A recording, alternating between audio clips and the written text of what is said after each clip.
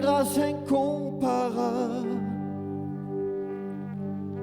quel amour infini, que tu aies pris ma croix, que tu sois mort pour moi. Tu as payé le prix pour qu'enfin je sois libre.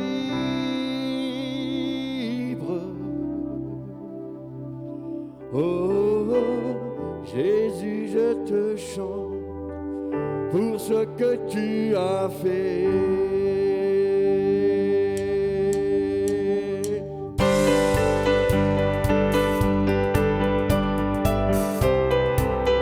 Réalisons les paroles que nous chantons. Jésus, je te chante pour ce que tu as fait. Alléluia.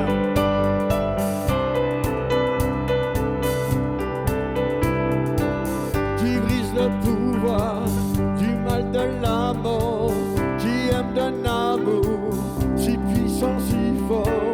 C'est le roi de gloire, il est le roi des rois.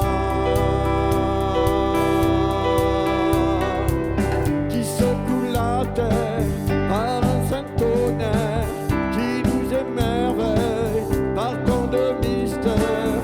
C'est le roi de gloire, il est le roi des rois. Quelle grâce incomparable, quel amour infini, que tu aies pris ma croix, que tu sois mort pour moi. Tu as payé le prix pour qu'enfin je sois libre. Oh, Jésus, je te chante pour ce que tu as fait.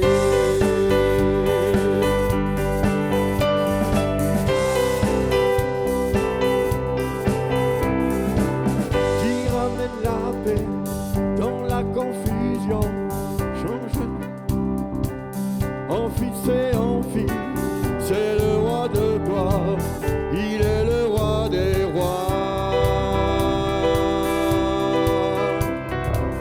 Qui règne sur les peuples dans la vérité, brille comme le soleil de tout son éclat, c'est le roi de gloire, il est le roi des rois. Quelle grâce incomparable,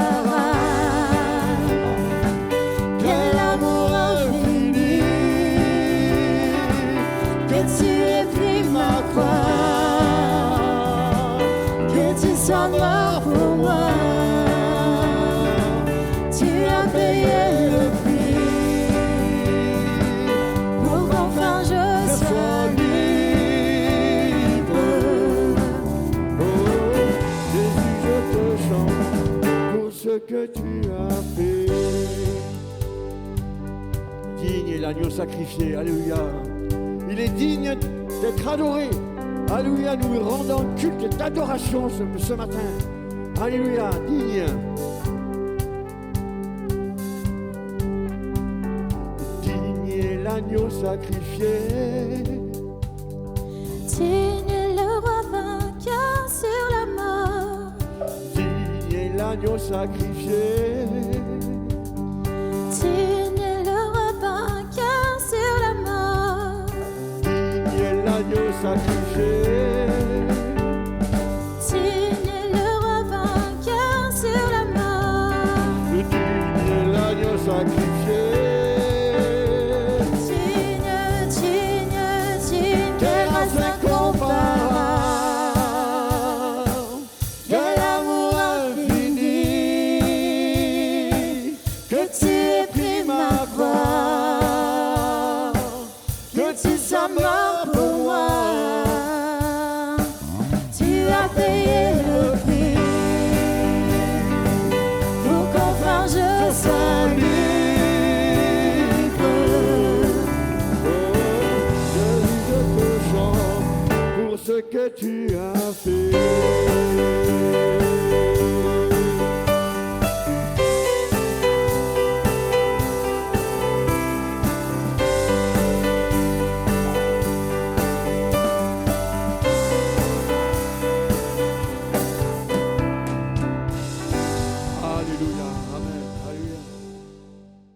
Allez, on va partager ensemble quelques versets dans l'Écriture sainte. Et j'aimerais revenir sur 3 passages en introduction, et puis après on va élargir notre pensée sur 2 personnages notamment, et particulièrement l'apôtre Paul. Mais tout de suite, c'est une expression qui m'a interpellé plusieurs fois, et vous la connaissez. Cette expression, elle se trouve dans le livre de la Genèse, au chapitre 37. On va lire ensemble Genèse chapitre 37, et à partir, on va mettre le texte dans son contexte. On va lire à partir du verset 12. Genèse chapitre 37 et verset 12. Les frères de Joseph étant allés à Sichem pour faire paître le troupeau de leur père, Israël, donc Jacob, dit à Joseph, « Tes frères ne font-ils pas paître le troupeau à Sichem ? Viens, je veux t'envoyer vers eux. » Et il répondit, « Me voici. » Israël lui dit, « Va, je te prie, et vois si tes frères sont en bonne santé, et si le troupeau est en bon état, et tu m'en rapporteras des nouvelles. » Il l'envoya ainsi de la vallée d'Hébron, et Joseph alla à Sichem. Un homme le rencontra comme il errait dans les champs. Il le questionna en disant, « Que cherches-tu » Joseph répondit, « Je cherche mes frères. Dis-moi, je te prie, où ils font paître le troupeau. » Et l'homme dit, « Ils sont partis d'ici, car je les ai entendus dire, allons à Dothan. » Joseph alla après ses frères, et il les trouva à Dothan. Vous avez compris la mission ? Le papa dit, « Je veux savoir s'ils sont en forme ou pas, s'ils vont bien ou pas. Alors je t'envoie pour aller les chercher, et une fois que tu auras pris des nouvelles, tu reviens et tu me donnes des nouvelles. » Bon, ça part évidemment du cœur d'un papa qui pense à ses enfants. Et Joseph s'en va, sauf que les frères ont bougé, et quand il arrive à l'endroit, ils n'y sont pas. Et quelqu'un l'interroge parce qu'il erre un petit peu en se disant, ils sont partis où ?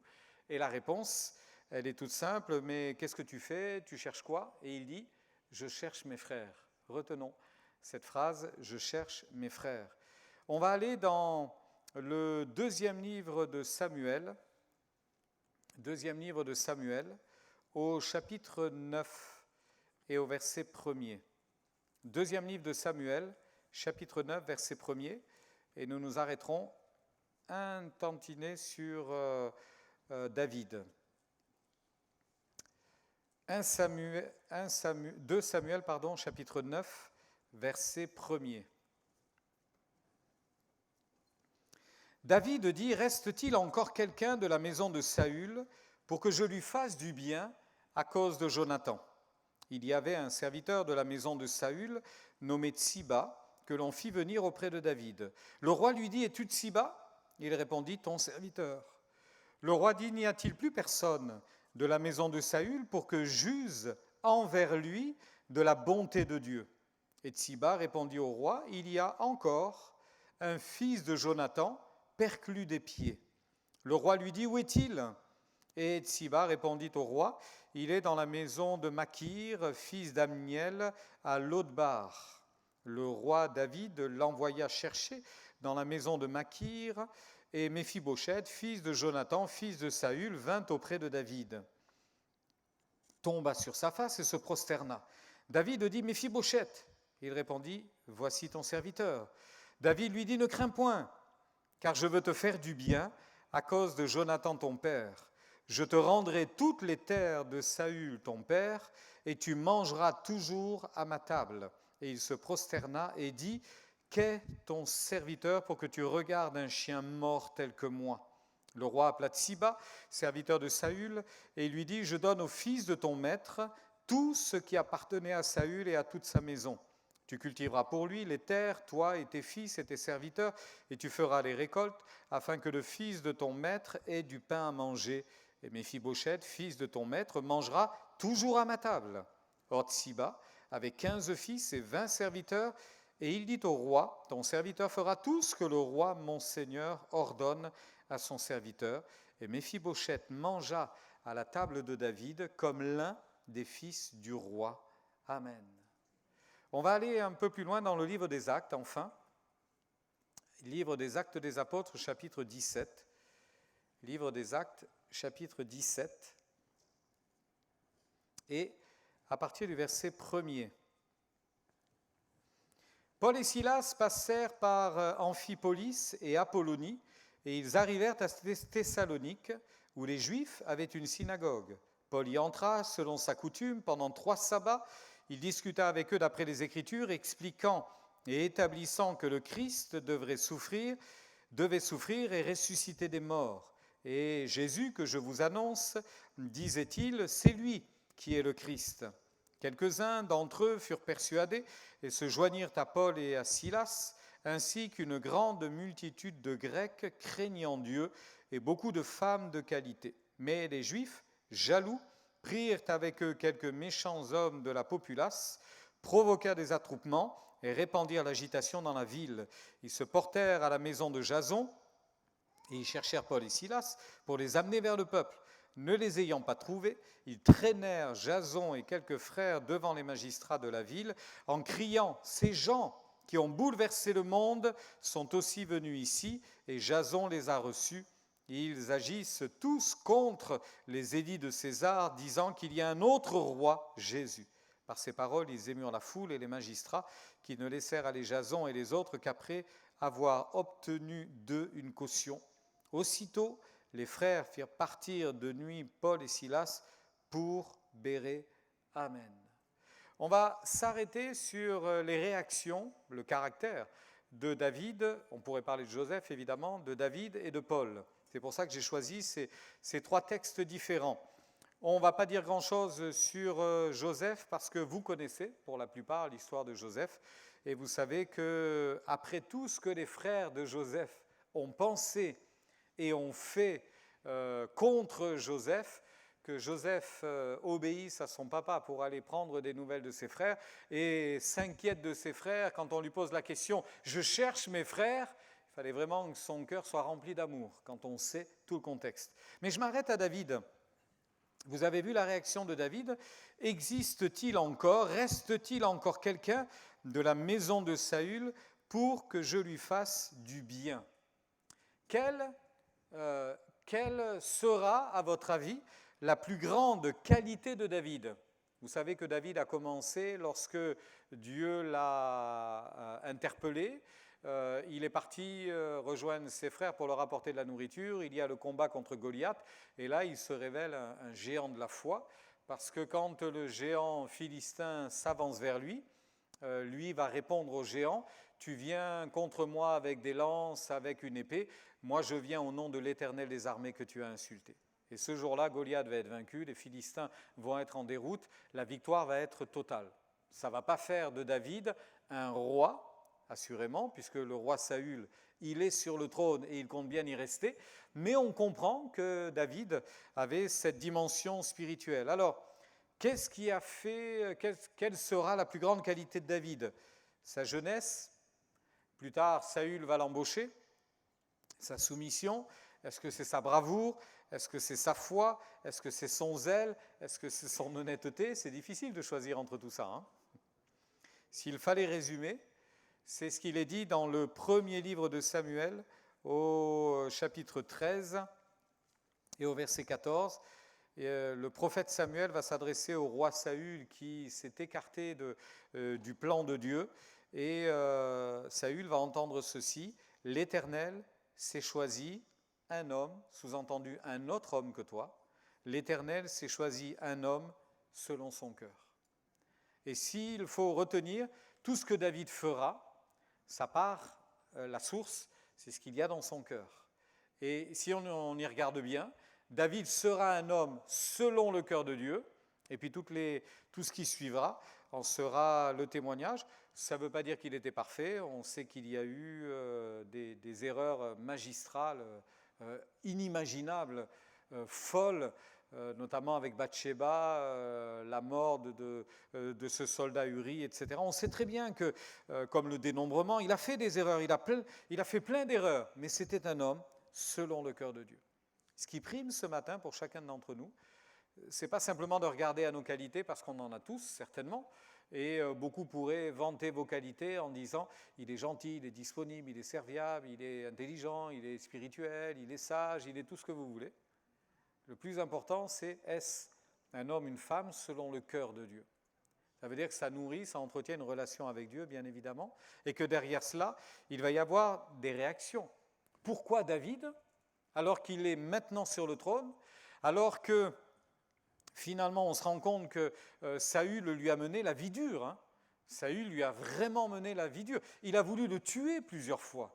D'ailleurs, à un moment donné, ils étaient seuls dans un endroit et Saül va lancer sa lance et David va juste faire un écart et la lance va taper contre le mur. Il a failli mourir plusieurs fois.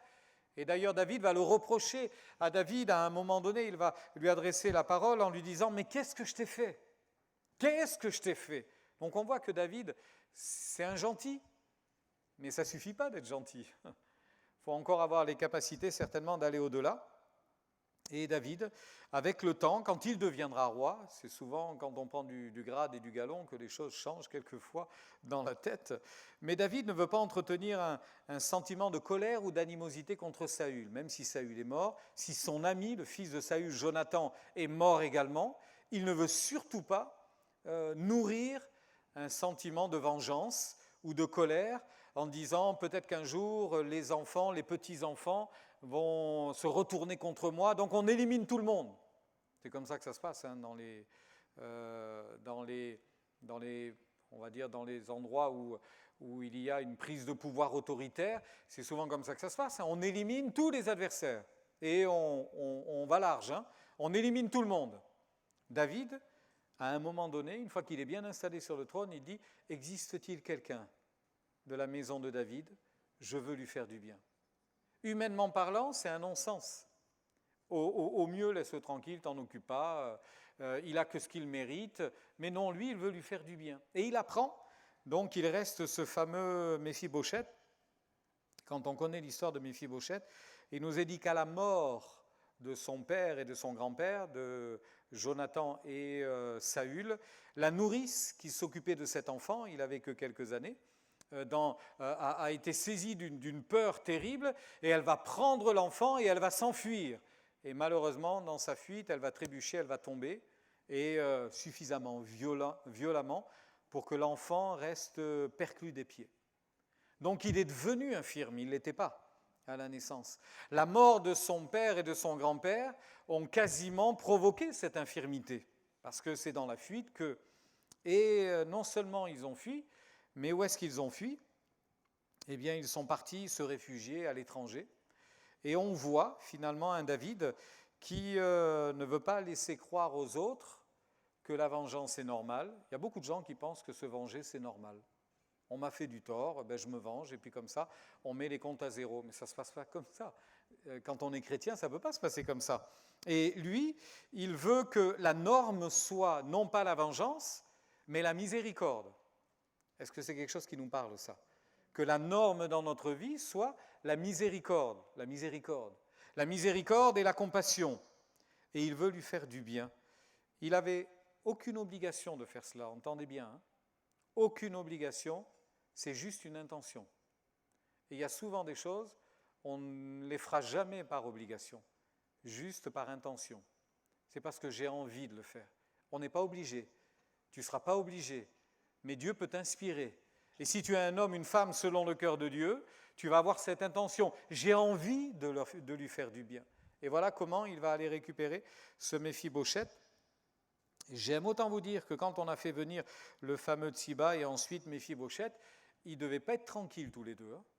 Quand on leur a dit « le roi te cherche, il veut te voir », parce qu'on sait comment ça se passait. Hein. On sait comment ça se passait. Eh bien, il y a été, et vous avez remarqué que ça a été extraordinaire, hein, la rencontre. David va lui dire « n'aie pas peur, n'aie pas peur, n'aie pas peur ». Et quand il va dire « mais pourquoi tu t'intéresses à moi ? Je suis comme un chien mort, finalement, je suis rien pour toi. Je suis même la descendance de quelqu'un qui a voulu te tuer. Donc pourquoi ? Qui suis-je ? Pourquoi tu veux me faire du bien ? Ça cache quelque chose ? Il y a un projet funeste pour moi ?» Et David va lui dire « non, je vais te mettre au même rang que mes enfants. C'est beau, hein? Je vais te mettre au même rang que mes enfants. Tu mangeras à la table du roi comme mes enfants. Tous les jours, tu auras ta part, tu auras tes entrées au palais, tu pourras venir. Il est boiteux, il est infirme. Sa vie, finalement, a été gâchée, pratiquement parce que c'était le fils d'eux, précisément.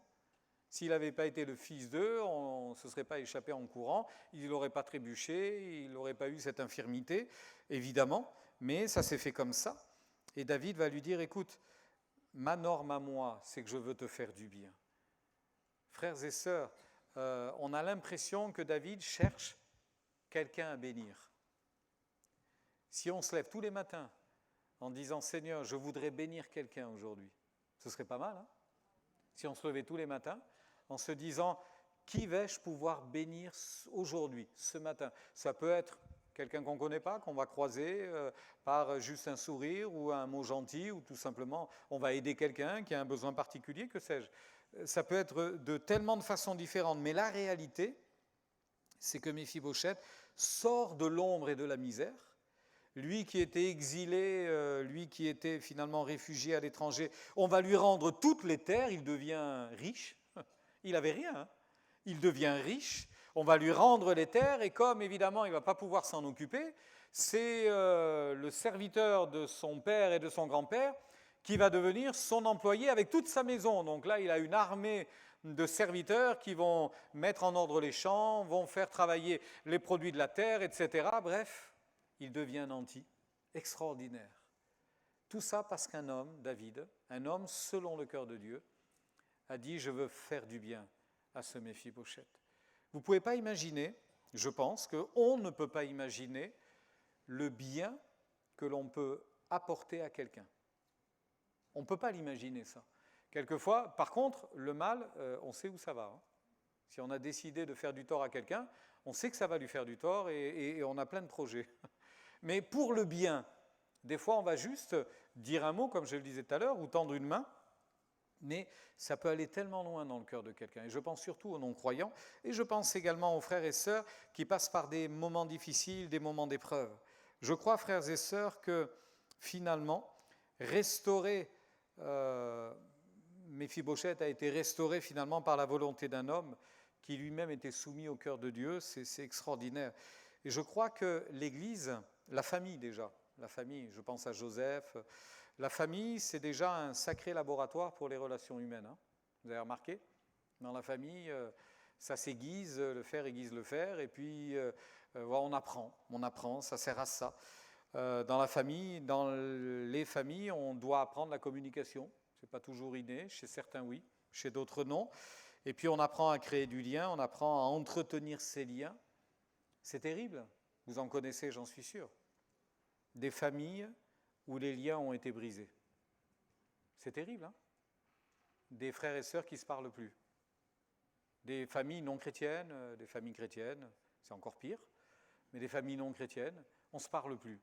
Les parents ont renié leurs enfants, les enfants ont rejeté leurs parents, ils finissent tout seuls, dans un EHPAD ou ailleurs, sans famille, personne ne vient jamais les voir, etc., etc. Les liens, ça s'entretient. Pas toujours facile, parce que des fois il y a des disputes, des fois il y a des raisons, mais rien ne devrait surpasser cette norme, la miséricorde et la compassion. Rien ne devrait surpasser cela. Alors finalement, non seulement dans les familles c'est comme ça, mais vous comprenez qu'à l'échelle de l'Église c'est exactement pareil. Parce que l'Église, c'est votre deuxième famille, hein? Non? On est la famille de Dieu, donc c'est la deuxième famille. Ça veut dire que ce qui se passe dans une famille peut se passer dans la famille de Dieu. Et là, j'en viens à cette expression, parce que ça nous parle vraiment. Je cherche mes frères. Je cherche mes frères, mes sœurs, pour leur faire du bien. Là, je m'adresse aux frères et sœurs spirituels, à la famille de Dieu. Et on se rend compte que dans l'Église, dans la famille de Dieu, c'est bien d'établir des relations fraternelles. D'ailleurs, on ne cesse de le dire régulièrement, on n'est pas si nombreux que cela, mais ça part quand même d'ici jusque là-bas. Ça fait assez large, hein? Eh bien, vous êtes plein à ne pas vous connaître.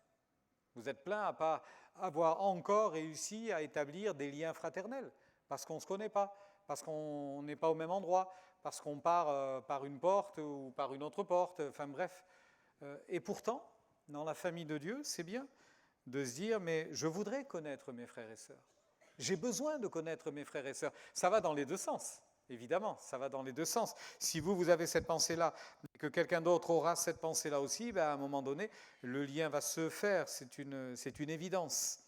Et puis, on va exercer l'amour fraternel, et ça aussi, il me semble que c'est quelque chose qui est tellement, tellement, tellement important. Alors, j'en viens à l'apôtre Paul, ça va être notre exemple, si vous voulez. L'apôtre Paul, qui lui va comprendre que prendre soin les uns des autres, c'est une bénédiction. Ça remonte à quand la dernière fois que vous êtes posé la question? Je cherche le frère un tel, la sœur une telle, ça fait longtemps que je ne l'ai pas vu. C'est quand la dernière fois que vous avez dit ça? Hein? C'est quand la dernière fois?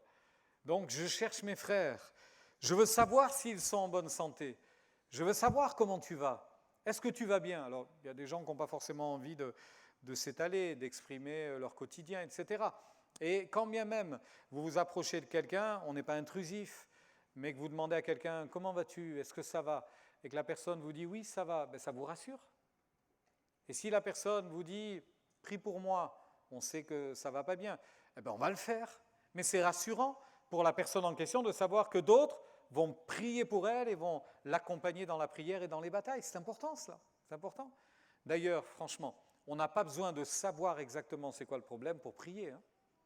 Il suffit que quelqu'un nous dise priez pour une personne, un frère, une sœur, un tel. Ah bon, qu'est-ce qu'il a? Pas grave, prie. On prie, Dieu sait ce qu'il y a. Dieu sait ce qu'il y a et lui, il y répondra sans aucun doute. Alors, regardez comment l'apôtre Paul va se comporter avec les Thessaloniciens. J'ai lu pour vous, vous avez remarqué dans ce texte des Thessaloniciens, comment l'apôtre Paul est arrivé dans cette ville de Thessalonique. Vous avez remarqué que très rapidement, il va rencontrer des non-croyants, il va leur annoncer Jésus, et très rapidement, plusieurs vont se convertir. Mais très rapidement aussi, il va y avoir une révolte. Vous vous souvenez, il va y avoir une révolte à tel point qu'on va le protéger, on va le mettre à l'abri et on va être obligé de l'évacuer la nuit, de le faire partir discretos en direction de Bérée. Dans la ville d'à côté, à Bérée, il recommence à annoncer l'évangile, ça fonctionne, mais quand les gens de Thessalonique apprennent qu'il a été à Bérée, ils le poursuivent jusqu'à Bérée pour lui dire « tu t'en vas, tu ne restes pas là, tu arrêtes d'annoncer l'évangile ». Il y a vraiment eu de la persécution. Il y a vraiment eu de la persécution. Et quelque temps plus tard, pas bien longtemps après, ces lettres aux Thessaloniciens sont quasi les premières lettres que l'apôtre Paul a rédigées. Et il va rédiger une lettre, et j'aimerais qu'on lise une partie de ce texte dans 1 Thessaloniciens, chapitre 2. 1 Thessaloniciens, chapitre 2, du verset 7 au verset 12. 1 Thessaloniciens, chapitre 2. Oh non, je vais vous lire à partir du verset 1er. La lecture sera un petit peu plus longue, mais il est décrit tout ce que vous avez à l'écran. Vous savez vous-même, frères, que notre arrivée chez vous n'a pas été faite sans résultat. Après avoir souffert et reçu des outrages à Philippe, comme vous le savez, ils avaient été emprisonnés et puis libérés après avoir été bien frappés, bien malmenés, nous prîmes de l'assurance en notre Dieu pour vous annoncer l'évangile de Dieu au milieu de bien des combats. Car notre prédication ne repose ni sur l'erreur, ni sur des motifs impurs, ni sur la fraude, mais selon que Dieu nous a jugés dignes de nous confier l'évangile. Ainsi, nous parlons non pour plaire aux hommes, mais pour plaire à Dieu, qui sonde les cœurs. Jamais, en effet, nous n'avons usé de paroles flatteuses, comme vous le savez. Jamais nous n'avons eu la cupidité pour mobile. Dieu nous en est témoin. Nous n'avons point cherché la gloire qui vient des hommes, ni de vous, ni des autres. Nous aurions pu nous produire avec autorité, comme apôtres de Christ. Mais nous avons été pleins de douceur au milieu de vous, de même qu'une nourrice prend un tendre soin de ses enfants. Nous aurions voulu, dans notre vive affection pour vous, non seulement vous donner l'évangile de Dieu, mais encore nos propres vies, tant vous nous étiez devenus chers Vous vous rappelez, frères, notre travail et notre peine, nuit et jour, à l'œuvre, pour n'être à charge à aucun de vous. Nous vous avons prêché l'évangile de Dieu, vous êtes témoins, et Dieu l'est aussi, que nous avons eu envers vous qui croyez une conduite sainte, juste et irréprochable. Vous savez aussi que nous avons été pour vous, pour chacun de vous, ce qu'un père est pour ses enfants, vous exhortant, vous consolant, vous conjurant de marcher d'une manière digne de Dieu qui vous appelle à son royaume et à sa gloire. Amen. L'apôtre Paul a voulu établir une relation avec ces chrétiens. Il n'y est resté que quelques semaines à Thessalonique, parce qu'il a dû fuir, vous avez compris, il a dû s'en aller. Ça n'a pas duré longtemps, mais il a voulu avoir une vraie relation avec des inconnus, en fait. Il ne les connaît pas, il apprend à les connaître. Mais très rapidement, il y a des liens qui se tissent, et ces liens sont devenus de plus en plus forts, et tout simplement parce que ces gens sont devenus des enfants de Dieu, donc c'est la même famille. Vous avez remarqué, verset 7, il parle comme une mère nourricière qui prend un tendre soin de ses enfants.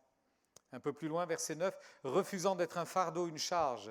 Verset 10, cherchant plutôt à être un exemple parfait. Verset 11, comme un père, attentif, exigeant, protecteur.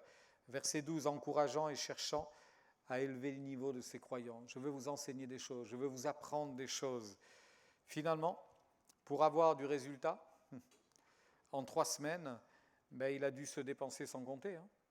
Nuit et jour, sans cesse, à l'œuvre pour vous. Nuit et jour, dans les larmes, dans les peines, dans les difficultés. En fait, quand ils se sont séparés, l'œuvre n'était pas finie. Quand ils se sont séparés, l'œuvre, elle n'était pas encore achevée, mais elle était suffisamment bien engagée, bien avancée, pour que les liens soient réels et les liens aient été créés. Alors, Paul a voulu être un père pour eux. Frères et sœurs, nous sommes frères les uns des autres, frères et sœurs les uns des autres, mais nous devrions être sans cesse épris d'une vive affection, je l'ai mis en rouge, d'une vive affection pour nos frères et sœurs, parce qu'ils nous sont devenus chers, parce qu'ils comptent pour nous, et parce que nous voulons faire ce que n'importe quel parent ferait pour ses enfants, même si nous ne sommes que frères et sœurs, être capable de manifester cette intention, cette volonté, et le faire avec ardeur, sans rien attendre en retour. Sans rien attendre en retour. Pourtant, le retour vient souvent. Mais quand bien même il ne viendrait pas, continuez à le faire, toujours rester dans cette volonté. D'ailleurs, Paul a été un père, mais il a voulu rester un père. Et ça, c'est important aussi. Il a voulu rester un père. Un peu plus loin, au chapitre 3, il le dit, du verset 1 au verset 10, toujours de cette même lettre. « C'est pourquoi impatients que nous étions, et nous décidant à rester seuls à Athènes, nous envoyâmes Timothée, notre frère, ministre de Dieu dans l'évangile de Christ, pour vous affermir et vous exhorter au sujet de votre foi, afin que personne ne fût ébranlé au milieu des tribulations présentes, car vous savez vous-même que nous sommes destinés à cela. Et lorsque nous étions auprès de vous, nous vous annoncions d'avance que nous serions exposés à des tribulations, comme cela est arrivé, et comme vous le savez. Ainsi, dans mon impatience, j'envoyais m'informer de votre foi, dans la crainte que le tentateur ne vous eût tenté et que nous n'eussions travaillé pour rien. » On voit la détresse de Paul dans ces mots. Il est inquiet. Qu'est-ce qu'ils deviennent? Comment ça se passe pour eux? Est-ce qu'ils tiennent le coup? Ça a dû être difficile. Ils ont vu que les gens nous ont fait du mal. Ils ont vu qu'on a été secoués, qu'on a dû fuir. Mais dans quel état ils sont? Est-ce qu'ils ont gardé la foi? Est-ce qu'ils n'ont pas sombré? Est-ce qu'ils ont pu garder le contact? Aujourd'hui, ce serait facile, on envoie un SMS. Ce serait facile aujourd'hui. On envoie un message et puis voilà, on se téléphone en visio, puis c'est facile à voir. Mais à l'époque, comment on fait? Alors on envoie quelqu'un. Et voilà que l'apôtre Paul, qui est à Athènes, ça n'a pas été facile non plus, il dit à Timothée, écoute, on est bien ensemble, mais tant pis, je vais rester seul, retourne là-bas. Il faut que tu y retournes. Je veux savoir comment ils vont. J'ai besoin de savoir. On a l'impression que tant qu'il n'aura pas des nouvelles, il ne va pas dormir tranquille. Frères et sœurs, quand vous n'avez plus de nouvelles de vos frères et de vos sœurs, Est-ce que ça vous laisse tranquille? Oh, on ne va pas se tourmenter à l'excès, mais ça nous travaille quand même. En disant, je ne comprends pas, je ne vois plus un tel, je ne vois plus une telle, j'espère qu'ils vont bien, sans compter qu'on peut prendre des nouvelles, évidemment. Mais voyez, l'apôtre Paul, il avait besoin d'avoir de ces nouvelles, et puis il est objectif. Et moi, je ne peux pas venir, parce que sinon, ils vont m'attraper, je ne peux pas, mais je vais envoyer quelqu'un, et il fera le travail. Et en fait, l'apôtre Paul va redire à ces gens-là, parce que c'est une lettre qui leur était adressée, il va redire ce qu'il avait fait pour eux. Et en disant ce qu'il avait fait, il ne se vante pas. Il ne veut pas se mettre en avant. Mais il dira juste ce qu'il dira à Timothée et à d'autres, soyez mes imitateurs. Ce que j'ai fait, faites-le. Si vous voulez tenir, faites juste cela. Et il craint que le diable, qui est rusé, bien évidemment, ne vienne dérober leur espérance. Alors il veut pourvoir à leurs besoins spirituels, les affermir, les exhorter dans la foi. C'est ce que je viens de vous lire. Il veut les protéger, secourir ceux qui auraient été déstabilisés. Et quand quelqu'un ne va pas bien, de grâce, on ne tire pas sur l'ambulance. Quand quelqu'un ne va pas bien, on va l'encourager.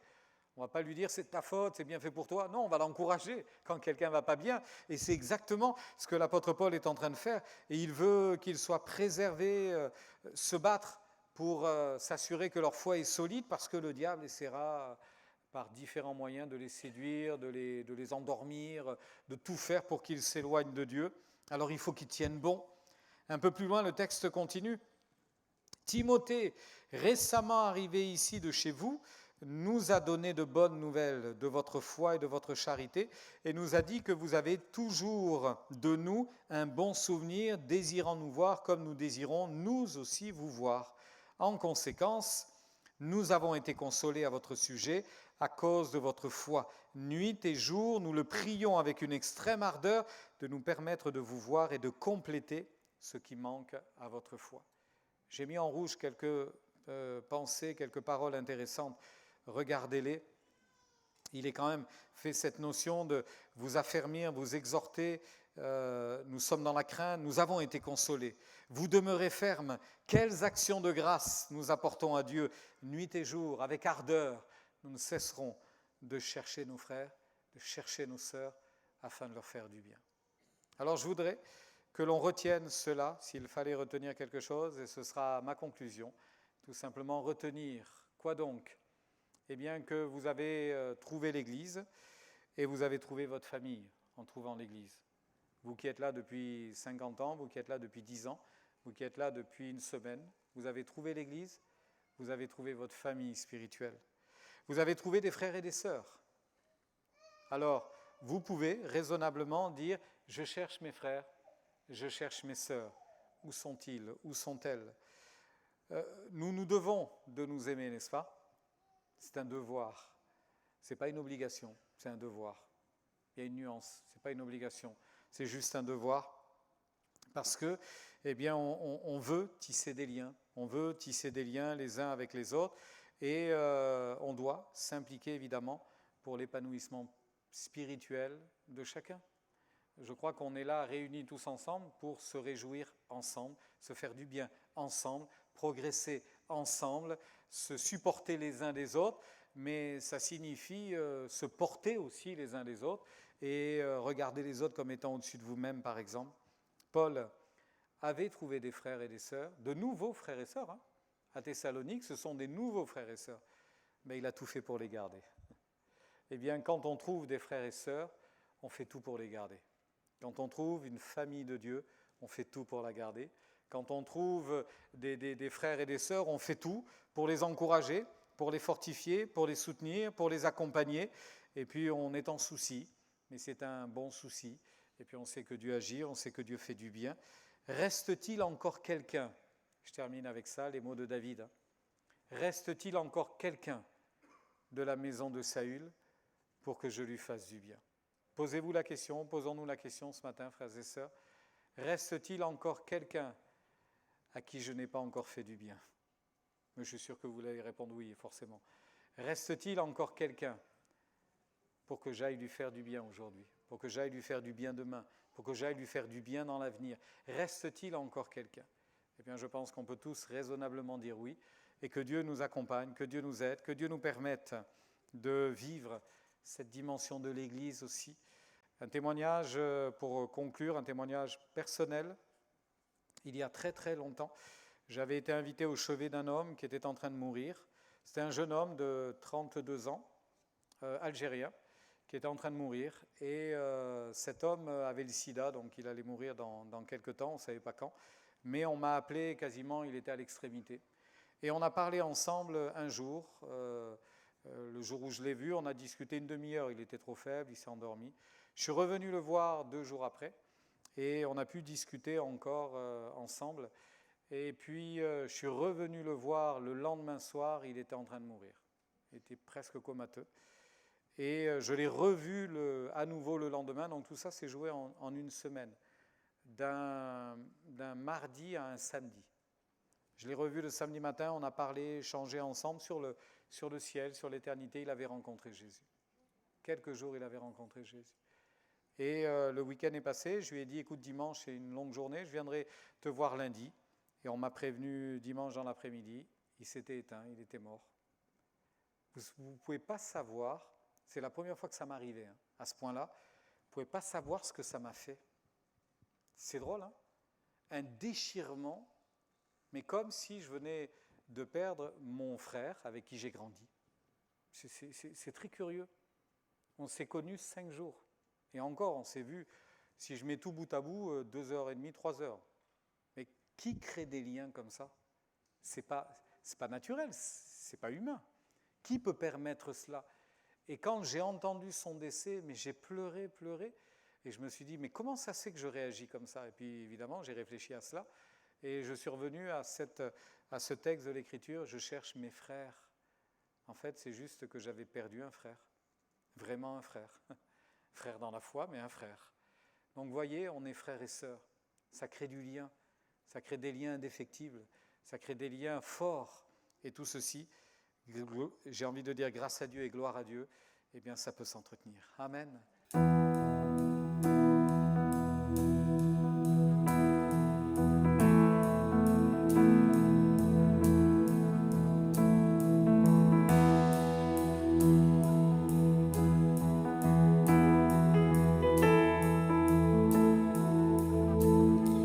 Christ est ma seule fondation,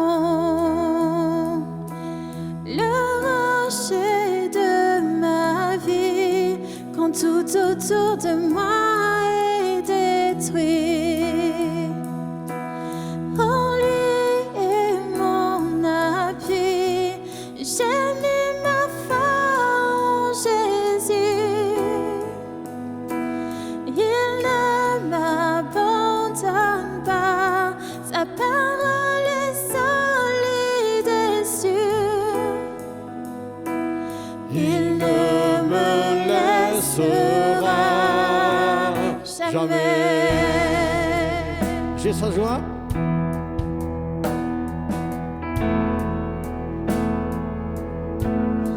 J'ai sa joie dans le chaos.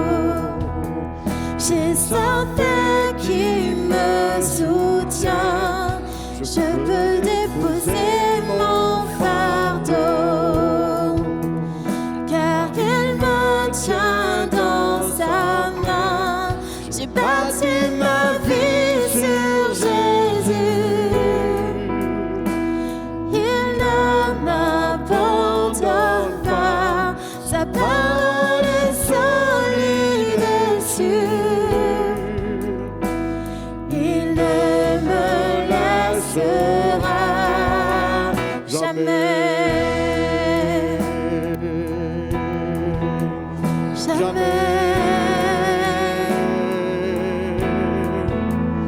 Il ne faillira jamais. Il ne faillira jamais. Jamais. Le vent et la pluie déferlent sur ma vie. Mais j'ai bâti ma maison sur Jésus. Amen.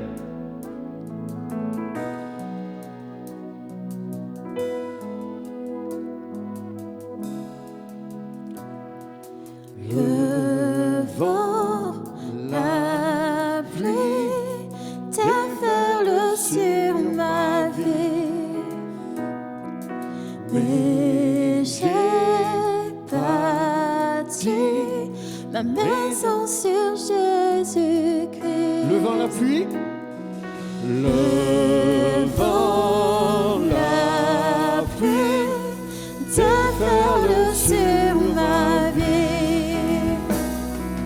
Mais j'ai bâti ma maison sur Jésus-Christ. Je ne tremblerai pas, car je suis fondé sur toi. Je ne tremblerai pas, j'ai bâti ma vie sur toi. Christ est ma seule fondation, le rocher de ma vie, quand tout autour de moi est détruit. En lui est mon appui, j'ai mis ma foi en Jésus.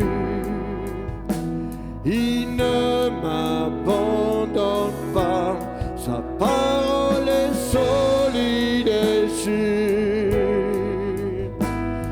Il ne me laissera jamais.